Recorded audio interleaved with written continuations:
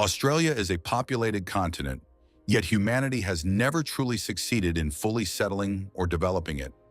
Nearly 95% of this massive landmass remains completely empty, stretching across millions of square kilometers without a single permanent inhabitant.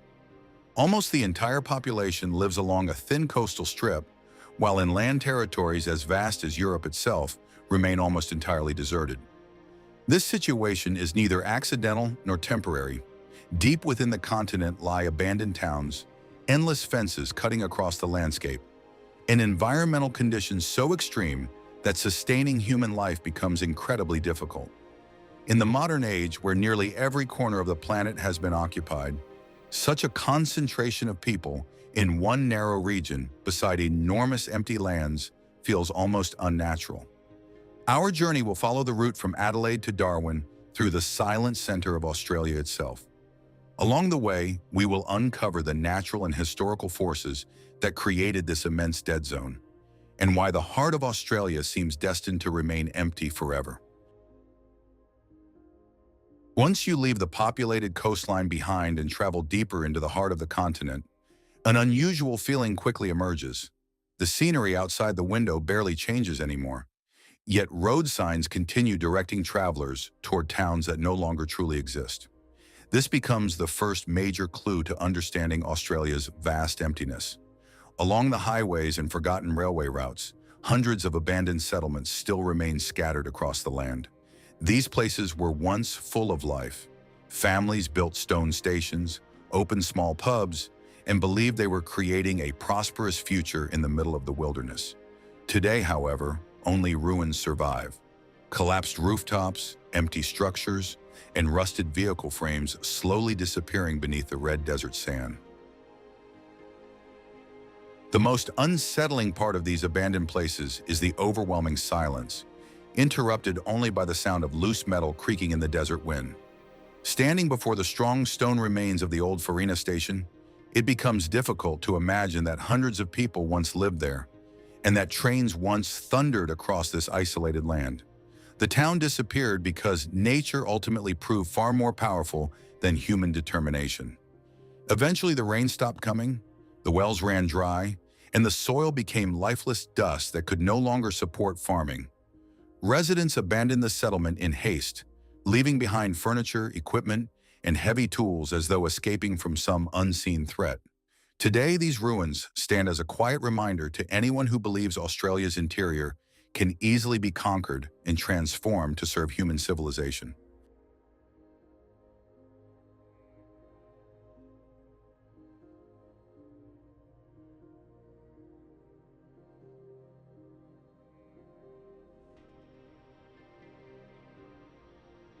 Our journey cuts directly through the center of the continent along the legendary Stuart Highway, the narrow ribbon of asphalt that links Adelaide in the south with Darwin in the far north.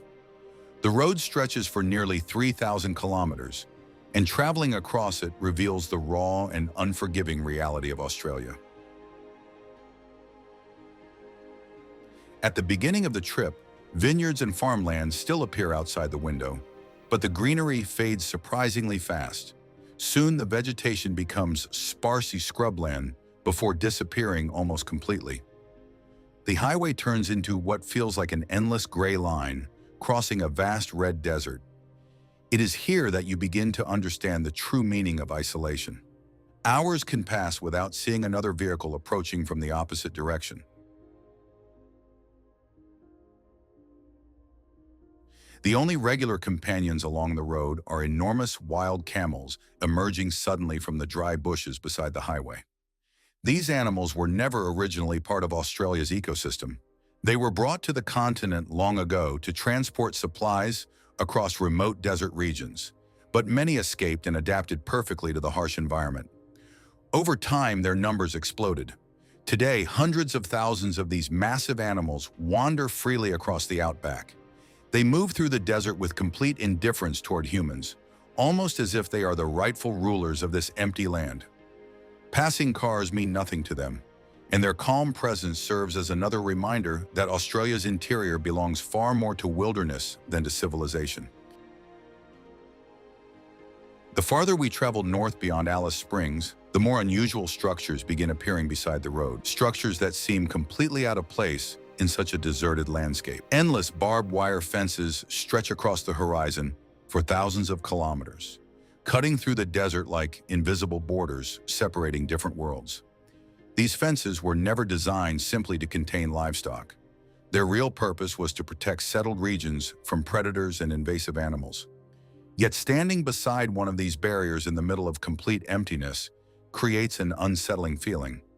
It almost seems as though the fences are not defending sheep from dingoes, but shielding the last traces of human civilization from the wild and overwhelming emptiness surrounding it on every side. Along the highway, the remains of the old telegraph line can still be seen. Long ago, this was the only connection between isolated settlements and the outside world. The wooden poles now lean at awkward angles, many damaged by time and weather, but they still continue pointing northward across the silent desert. As the sun begins sinking below the horizon, the sky above the Stewart Highway transforms into stunning shades of crimson and deep violet. In those moments, the desert seems to awaken, but not in any familiar or comforting way.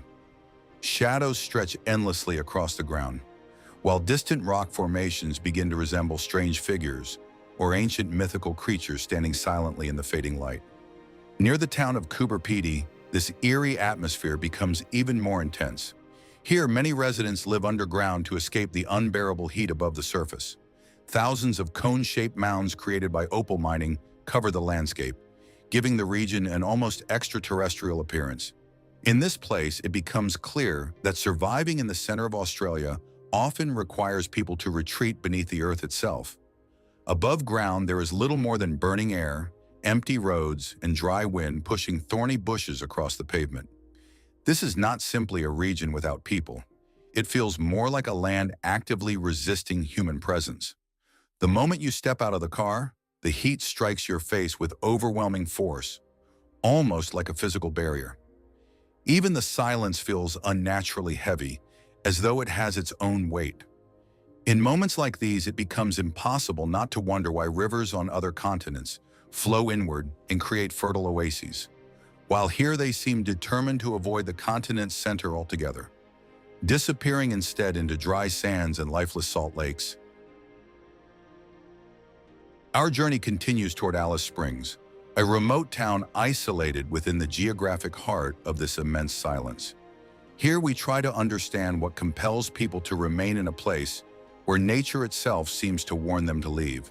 With every kilometer traveled, another piece of the puzzle falls into place. The vast emptiness of Australia's interior no longer appears random or temporary. Instead, it begins to feel like the result of a massive and unforgiving design shaped by the continent itself. As we continue driving along the scorching highway deeper into the continent, we eventually encounter something that seems almost unbelievable to the average person. Imagine a fence that begins near one ocean and stretches across an enormous portion of the continent toward the other side. It sounds exaggerated, yet it is entirely real. Standing before us is the Dingo Fence, one of the longest man-made structures on Earth, extending for more than 5,600 kilometers, longer even than the Great Wall of China. This endless barrier of wire effectively divides Australia into two unequal worlds. On one side, people struggle to maintain sheep farms and settled land. On the other lies a vast wilderness dominated almost entirely by wild dogs and the harsh forces of nature.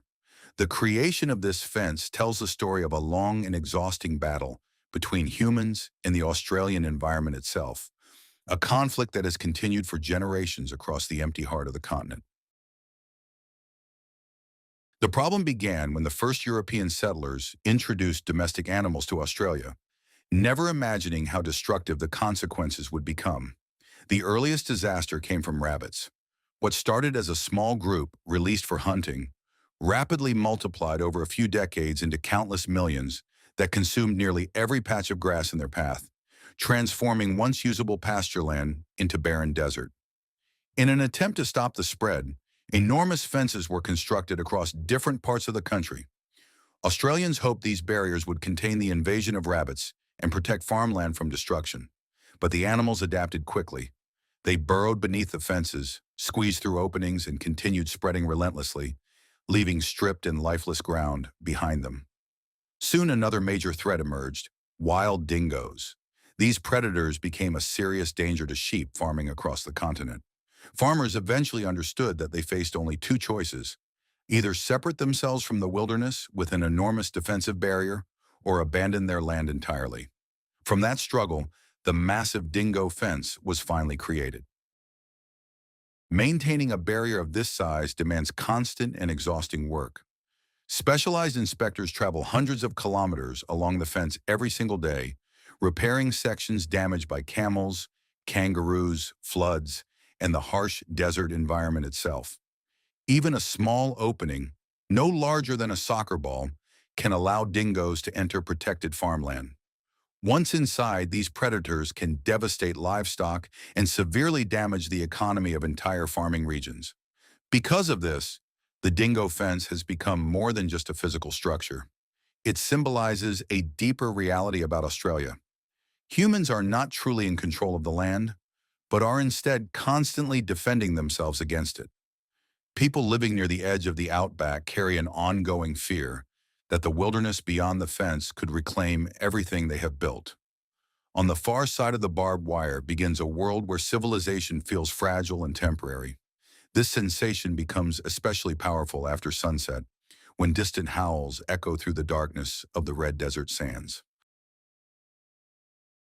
Yet dangerous animals are not the only reason people avoid wandering too far from their homes in the Australian outback.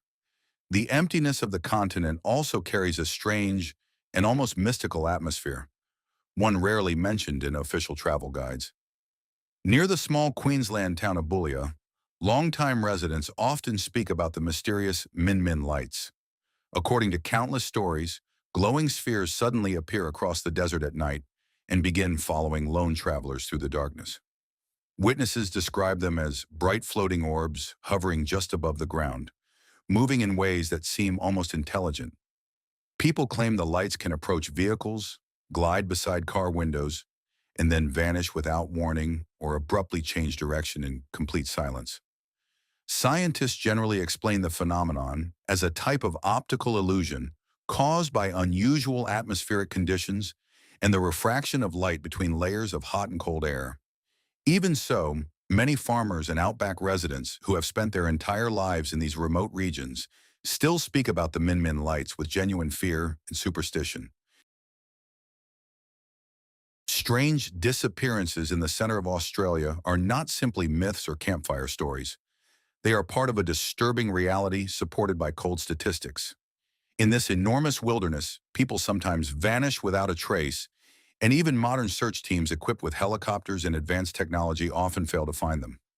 One of the most well-known incidents occurred in the mid-20th century when three young travelers went on what was supposed to be a short journey through the region and suddenly stopped communicating. Later, their vehicle was discovered abandoned in flawless condition. The fuel tank was still full, and all their belongings, food, and water supplies remained untouched inside. There were no signs of violence, no evidence of strangers, and no indication of what had happened. It was almost as if the travelers had stepped out of the car and disappeared into the empty desert air itself. People who live in Central Australia often speak about certain places as though the land possesses a will of its own, resisting human presence. In some remote regions, even experienced farmers refuse to travel without emergency equipment and reliable communication systems, no matter how short the trip may be. They understand how dangerous the outback can become. In the overwhelming silence of the desert, where there are no familiar sounds of forests, cities, or civilization, the endless whisper of the wind can begin to weigh heavily on the human mind and distort a person's sense of reality.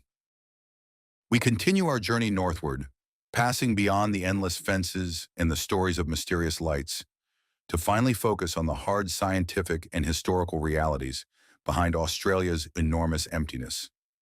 Beneath every strange legend and unsettling tale lies a genuine and often brutal explanation for why so much of this land has remained uninhabited for so long.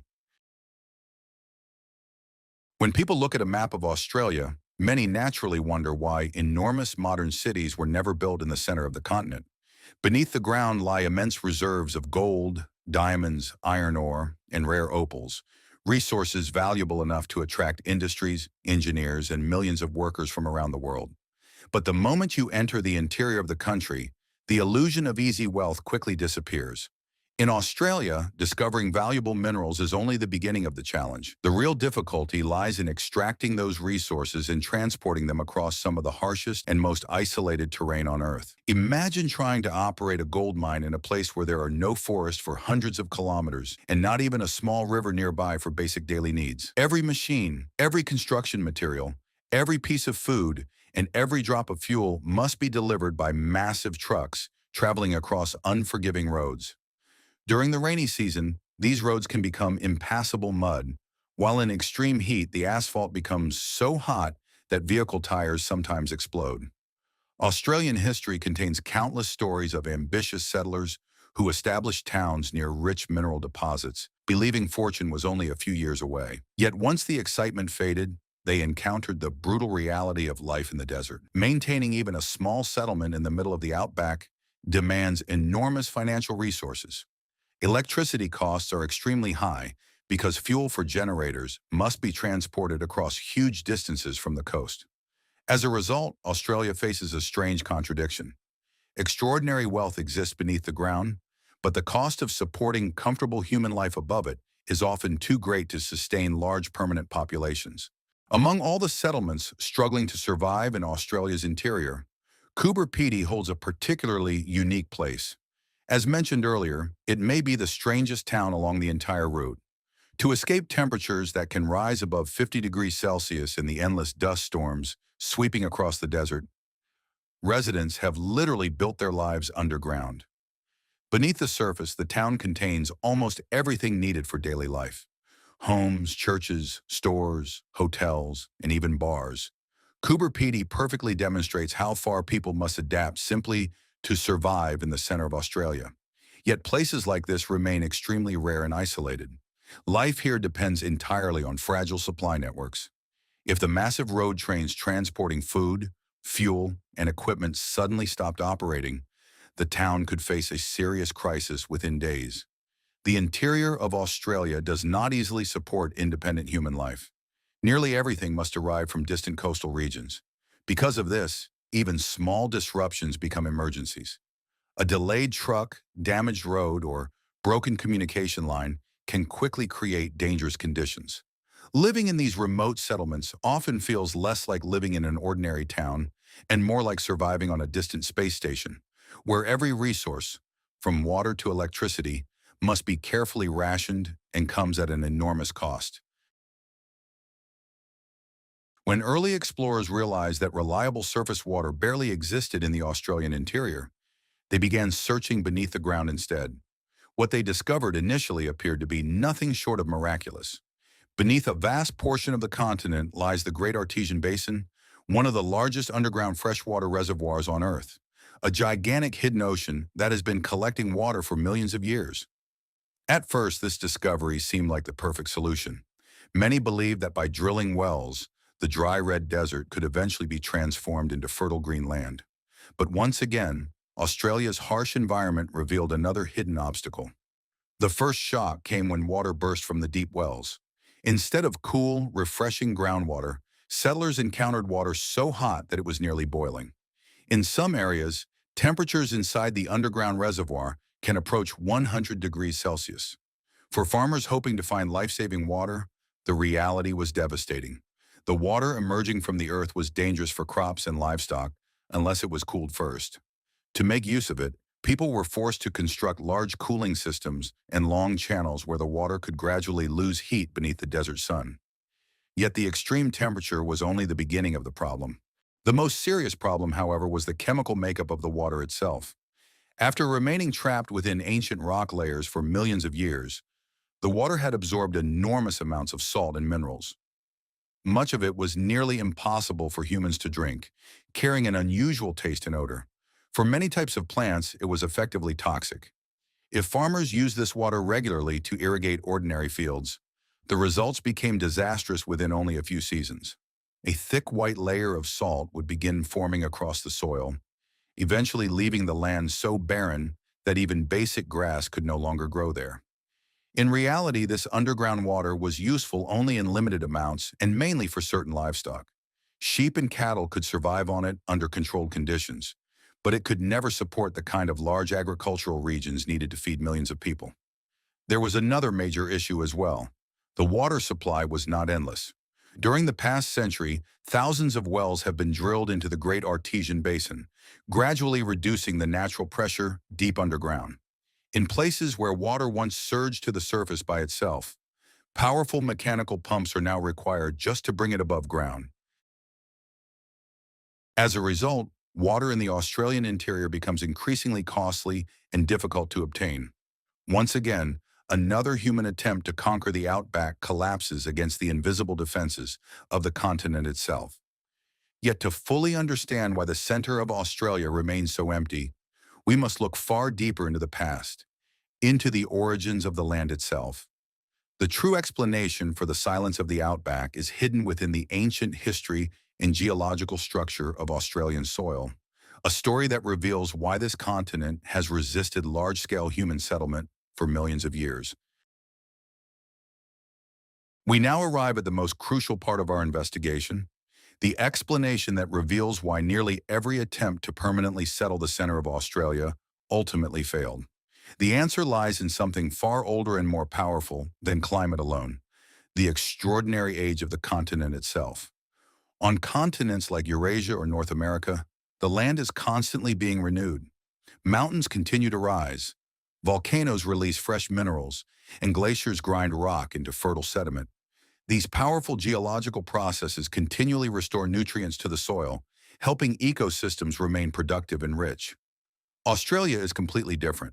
Geologists often describe it as one of the oldest and most geologically inactive continents on Earth. For hundreds of millions of years, the land has remained largely unchanged. There are no active volcanic systems spreading nutrient-rich ash across the landscape, and no towering mountain ranges with glaciers capable of creating fresh, fertile soil. In tectonic terms, much of Australia is essentially dormant. Over unimaginable stretches of time, rain and wind slowly stripped away nearly all the useful minerals from the land. The soil in the center of the continent became so exhausted that it now resembles a kind of chemical desert. Essential nutrients such as phosphorus, nitrogen, and potassium, the elements necessary for crops and dense vegetation, exist only in extremely small amounts.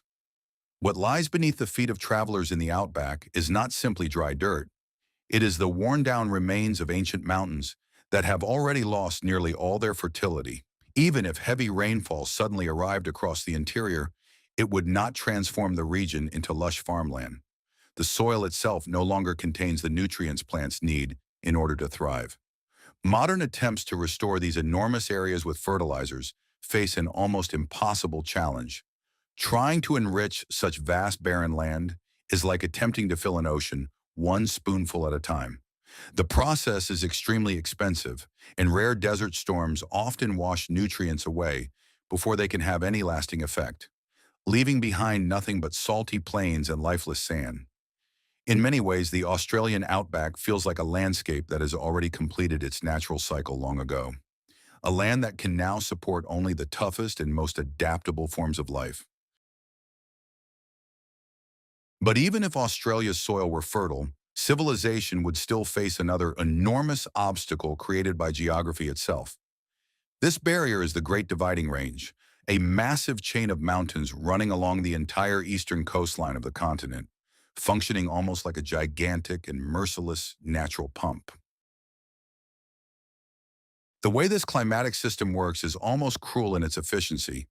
Moisture-filled clouds travel from the Pacific Ocean, carrying enormous amounts of water toward the Australian continent, seemingly ready to bring life deep into the interior.